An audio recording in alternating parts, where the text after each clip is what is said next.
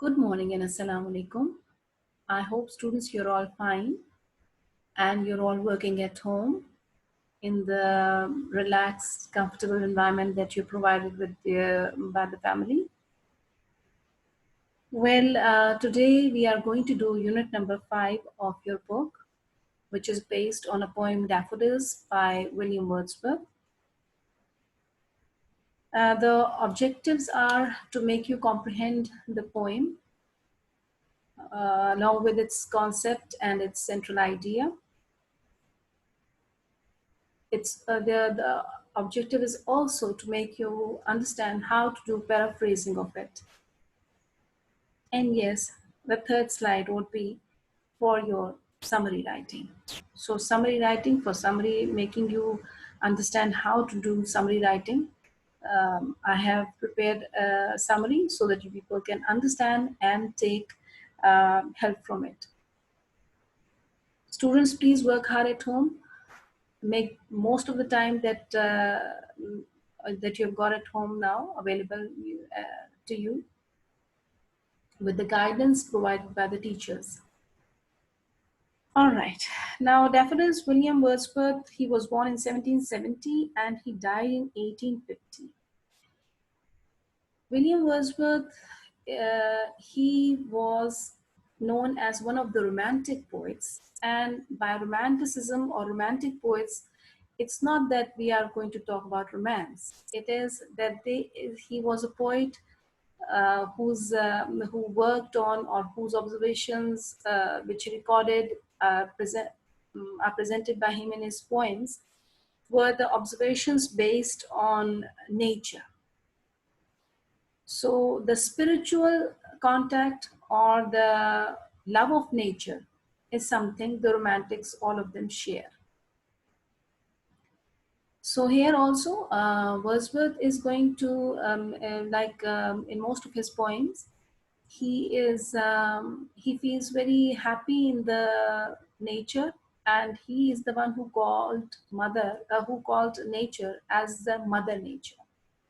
So the title he gave to nature was Mother Nature.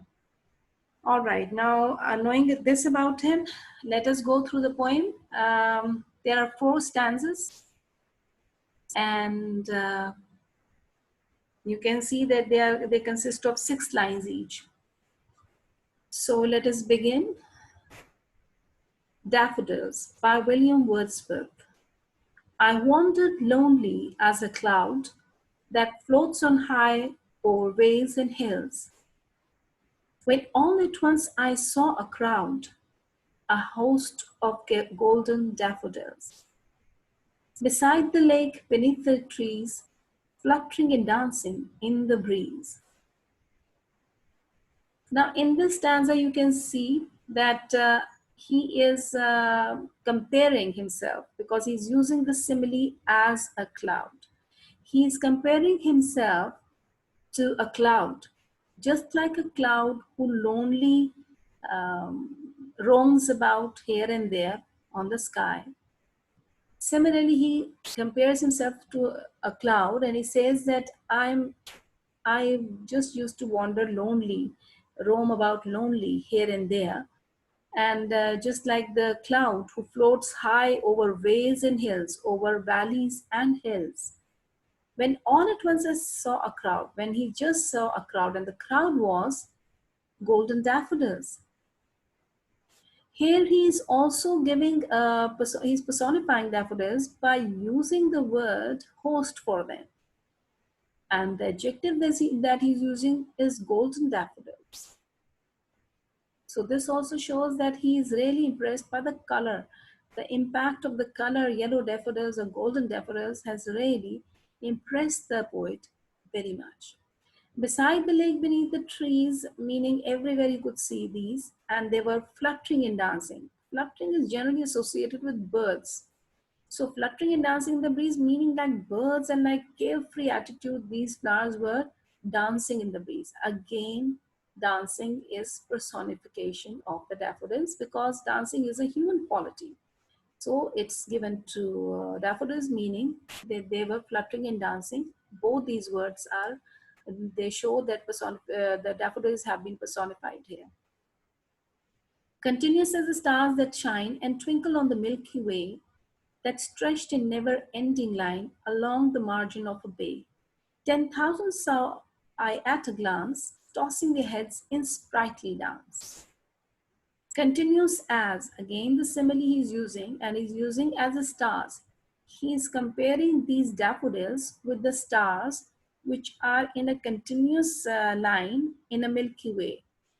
If you've seen that Milky Way consists of stars in a line, and there are also a great bear in them, which is seven, four square sort of a rectangular square sort of a thing, and three on the sides. So, which also means that they're continuously shining, and they never stop shining, and they're very bright. This great bear in the Milky Way, they are really on the sky. When you see the sky at night, stars are there. They twinkle a lot, and they have got great light. They are very shining brightly there in the sky. They stretch in never ending line along the margin of a bay, meaning like the stars that twinkle, these daffodils are in never ending line. They are stretching there along the bay, along the water, along the maybe stream, river, whatever is there, along the bay. They were in a line, stretched in a line, never ending line, and they were shining there. The daffodils were shining brightly. 10,000 saw I at a glance. Now, 10,000 is alliteration, T and T, two words beginning with the same alphabet. They are referred to alliteration. And alliteration here, 10,000 saw I at a glance, it's just a rough thing. It's an exaggeration. He's using the technique of exaggeration to say that there were 10,000 of them, which he saw just at a glance. And then they were tossing their heads in sprightly dance, again personification, tossing their heads, meaning this is a human quality that they toss their heads, children toss their heads right to left, or maybe just moving up and down. So tossing their heads in sprightly, in lively dance. This he's comparing the movement of daffodils with human movement, so it's personification. Personification is in every in this poem, every stanza you can see personification there. All right, and simile also. Now we go to the next stanza. The waves beside them danced, but they outdid the sparkling waves in glee, in happiness. A poet could not but be gay in such a jocund company, in such a joyful company. I gazed and gazed, but little thought what wealth the show to me had brought. So he didn't know at that time when he was gazing at this wealth of flowers. Wealth is the wealth he's referring to, this beautiful image of flowers, this beautiful scene of flowers, daffodils being lively, sprightly, dancing in happiness. Movement is full of happiness. And they are actually outdoing, meaning there's so much dancing, and there's so much having they're so much bright, and their movement is so much impressive, and they leave such an impact that it's more sparkling, it's more shining than the waves of the sea in happiness. So they are more happy than the waves in happiness, waves of the sea.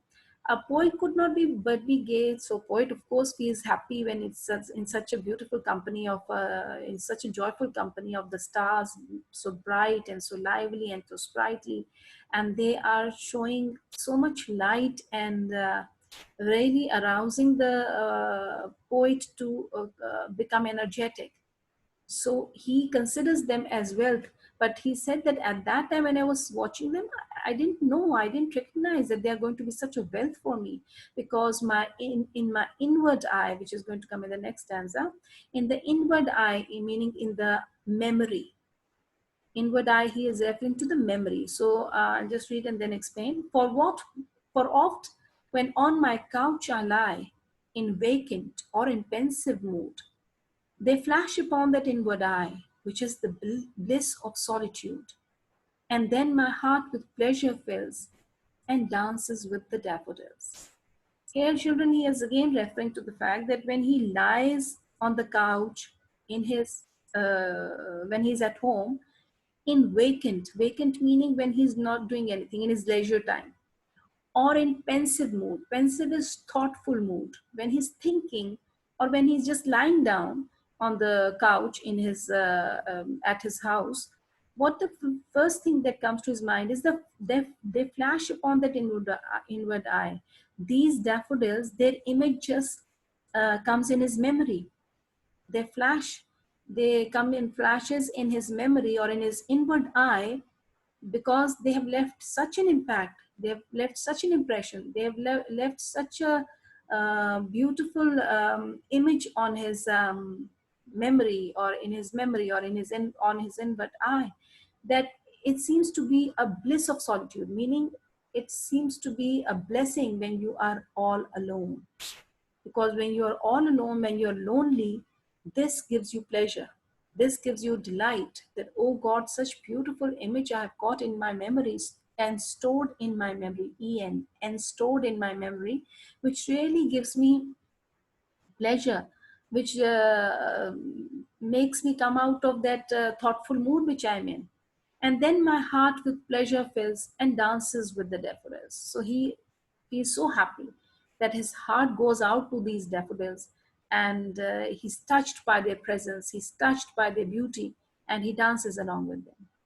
So such a beautiful poem about nature, and how he has described using similes, alliteration, using personification most of the time, just to make you, you know, come to life and see all these things, and appreciate nature, appreciate, and be full of praise for them, that how beautiful these flowers are, and how much human being also, when he comes in contact with such daffodils, he also becomes achieves that state of where he's ecstatic, where he's very happy, where he is full of glee, where happiness, and where he's even if he's lonely, he feels happy. So let us go to the next one, which is paraphrasing of the poem. Okay, now William Wordsworth was a major English romantic poet, as I told you. He was born on 7th April 1770 and died on 23rd April 1850. He is famous for his collaborated work with Samuel Taylor Coleridge, lyrical ballads, lyrical having, you know, song-like lines. Ballads are songs, small songs which he wrote. So Samuel Taylor Coleridge and he worked together, collaborated their work in lyrical ballads, which is actually which I told you are small songs. And they're lyrical songs, having lyrics and having music in them, musical touch and small songs. In 1798, he is also famous for using common man's language in his poems. I Wandered Lonely as a Cloud, also commonly known as Daffodils, is a lyrical poem by William Wordsworth. It is Wordsworth's most famous work. So he uses common language, and which is easier to understand, and the diction is simple, not that difficult. The comparisons, everything that he has written is very simple, and you can easily comprehend it. In the first stanza, poet is wandering lonely as a cloud, as cloud do not have any pre-designed road to travel. Same way, poet is not certain about his way. Just like the clouds do not know where they have to go, similarly, he doesn't know where he has to go. As cloud floats over high valleys and hills, poet also wants to do the same.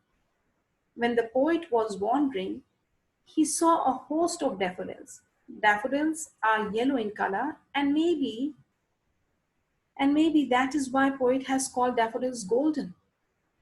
The daffodils were beside the lake and beneath the trees. There was a cool breeze, and with breeze, daffodils were fluttering, and it seems like they were dancing. In the second stanza, poet says that there were large number of daffodils which were in never-ending line.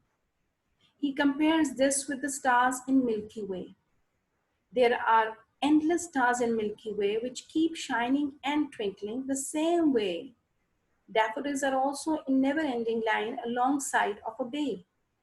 In last two lines of second stanza, poet says that he saw 10,000 daffodils in a glance, which were going back and forth with the breeze.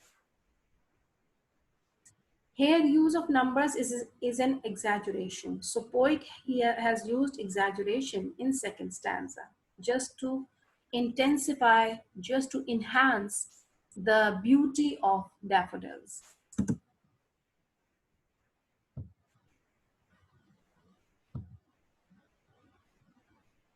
In the third stanza, poet is describing the joy which daffodils have in dancing with the breeze. There is a lake besides the daffodils, and the waves in lake also danced. But daffodils outdid the waves in happiness, meaning their dance was way much more full of happiness than the waves in happiness. The waves also move in happiness, according to the poet. Poet here says that he only feels happy when he is in the delightful company of daffodils. The poet has a very pleasurable scene in front of his eyes and he's gazing it, meaning he's staring at it.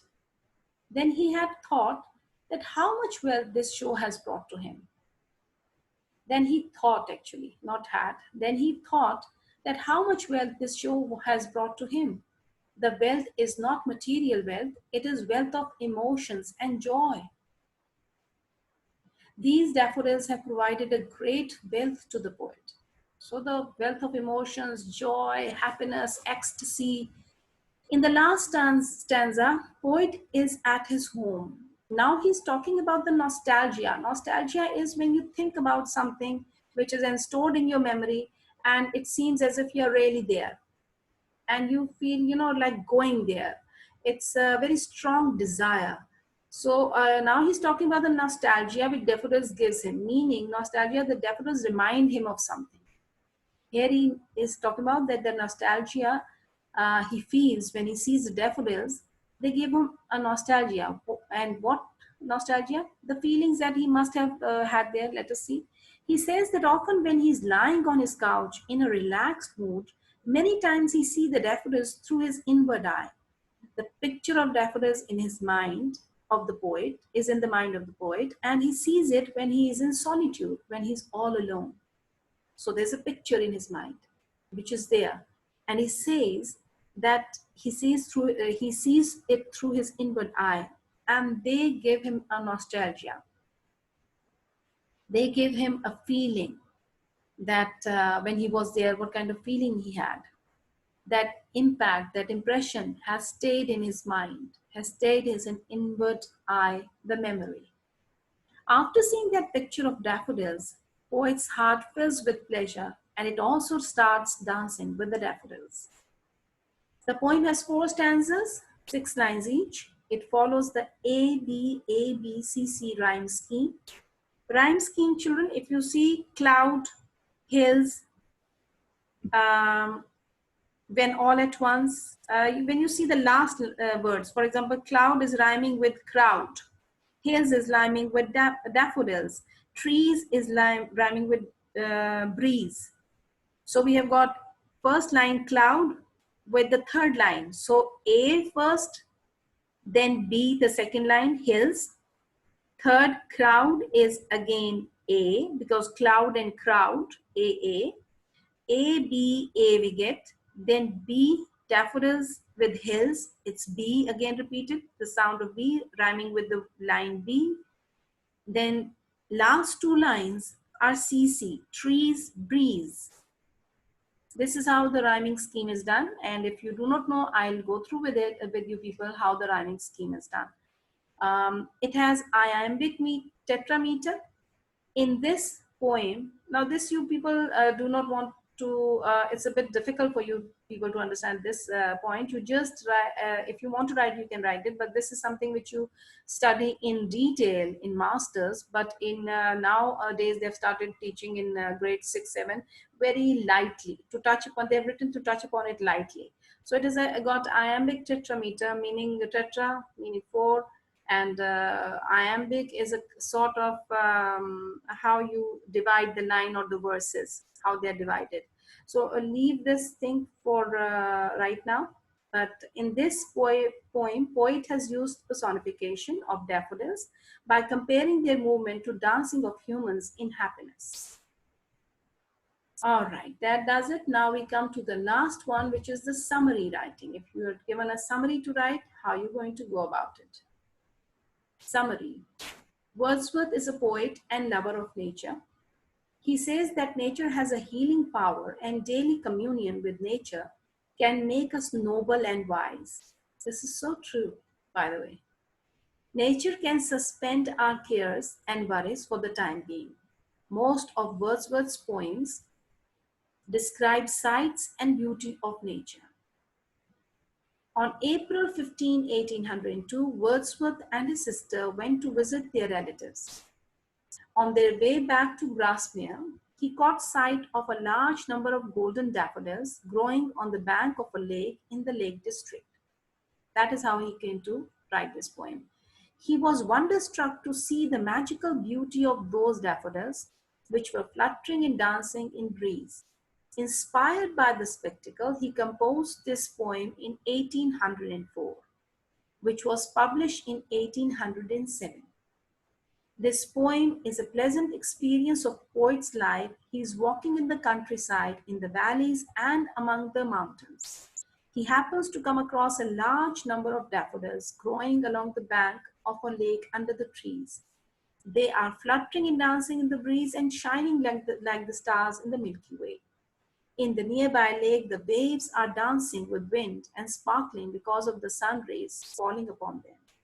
But the beauty of daffodils is so magical that it surpasses the beauty of dancing and sparkling waves, meaning it is more than that, more than the beauty of the waves. He uses the poetic technique of personification to emphasize the delightful movement of the daffodils. They are moving to and fro and tossing their heads in the breeze joyously. He is spellbound and keeps gazing at them for a long time. He is unaware of the spell which the flowers have cast upon him. He leaves the place filled with great happiness. In later life, whenever he felt dejected, depressed, and sad, or maybe he was not having pleasure in anything, when he was sad and forlorn, meaning lonely, he recalled the same scene through his inward eye, that is, the eyes of his imagination. He also makes use of similes and alliteration to emphasize upon the beauty of daffodils and also to give the poem a rhythm. You see, a musical touch is there also in this poem. The fever and fret of life become suspended for the time being, meaning the worries and the stresses of daily life become suspended when you read this poem, or when he saw the daffodils. His worries became suspended for the time being, and he becomes lost in the world of beautiful images and thoughts of the daffodils. It's if you have to, when you're writing the summary, children, if you give one or two quotations of any other poet which you think can be written here, do give quotations, because quotation also carry marks. So better give it, like "A Thing of Beauty is a Joy Forever" by John Keats. It's a joy forever. The daffodils become a joy forever for him. And it's similar to Keats, this line. All right, I hope you've understood. If still any query, you can still contact me, ask me after I close this, and in the interactive session, you can ask me any problem if it's there, or anything that you need to know more about it. Thank you.